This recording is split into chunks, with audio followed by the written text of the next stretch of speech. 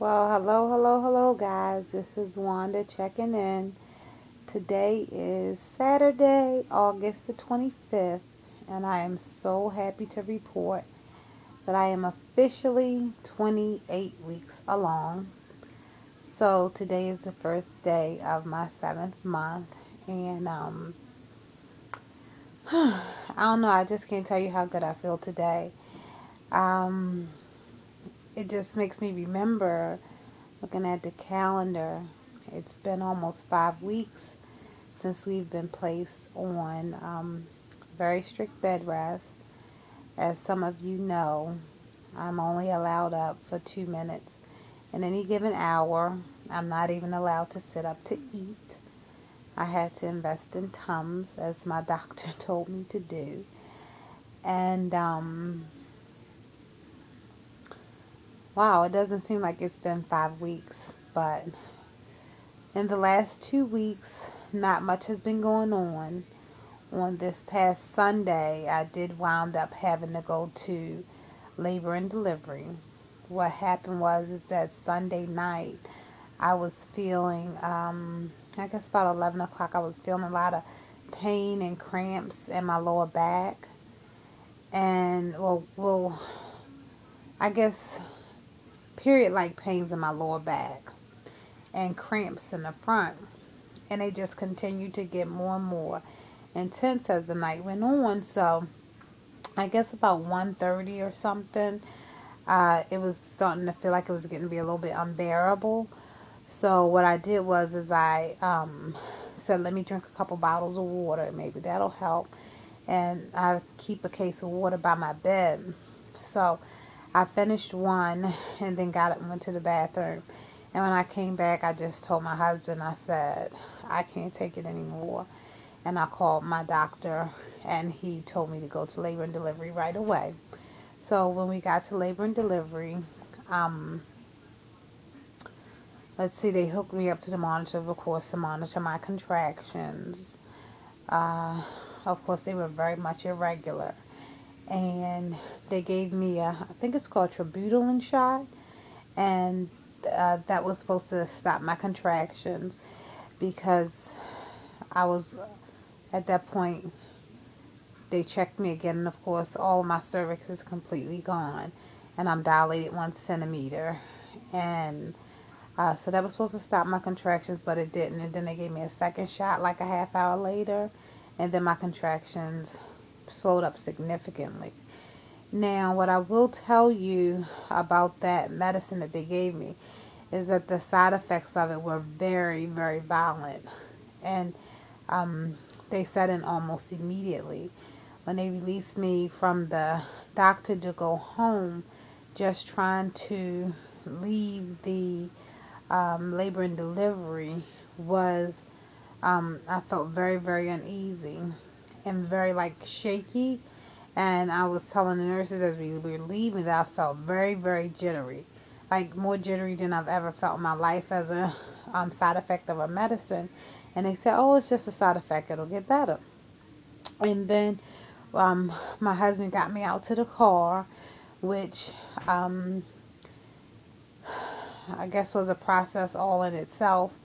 Because since I haven't been walking or moving much, I get a massage every few days. But one thing that I've gotten more compliments on than anything else on my body is my legs. I've always had very, very strong legs, and have been told many, many times, since I was a teenager, that I look like I had athlete's legs because my calves and everything have always been so muscular and so tight. Well, let me tell you that my legs shake like jelly now. It's terrible the way that they are. And it feels like jello whenever I get up to go to the bathroom now. And I also get a lot of aches and pains and pins and needles going up and down my legs all the time. So, after he got me out to the car, because he dropped me off at the door when we came in and then went and parked. After he did that, on the way home, I started to get very, very, very, very, very, very nauseous. And nauseous, but then I felt like I had a dry mouth at the same time. It was horrible. I kept thinking I needed him to pull over on the highway so that I could, oh, I'm having a contraction. I kept thinking I was going to have him pull over on the highway so that I could throw up because of the nauseous feeling. And then I had dry mouth and I was jittery. Like, all of this stuff was going on, and I mean, it just felt so violent. The side effects of that medicine. I said to myself that if I start to have contractions and stuff again and have to go back before 32 weeks, which the doctor said after 32 weeks they won't stop it. They'll let nature take its course. Then they're gonna have to give me something else because that was really violent. I didn't like that at all. And it went on for a few hours. So that was on Monday, and then I went back to the doctor's for my regular appointment on Thursday, and he was very happy, and I was very happy. And even when we went to labor and delivery on Sunday night, the nurse that we had was a nurse that we had before, and I'm telling you, like, they were really happy because I don't think many of them had a lot of hope for me to make it as far as I did. And I don't know if you've ever had somebody look at you and it seems like they're feeling sorry for you, but that was the feeling that I got from all of the doctors and nurses when we first were sent to labor and delivery at 23 weeks. You know, when I had like 0.4, less than half of a centimeter of cervix left, and I could just tell that it was just looked like they were feeling so sorry for me. But we made it, and I'm really happy that we've made it here. I've been having Braxton Hicks contractions for a week and a half now.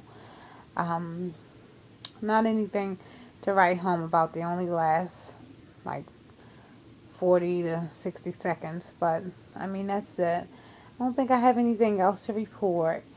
I will do another update next week, and like I said, I'll try to keep you guys posted on a weekly basis if anything goes on. But I'm really happy to have made it this far. And one thing I wanted to ask you guys, and I'd like some feedback from you if you have any experience or know anybody who has any experience. Once you're 1 centimeter dilated and 100% effaced, how long do you usually go? All things I watch say 2-3 weeks at the most. I'm just trying to gauge how much time I might have left before the babies come. Talk to you guys later.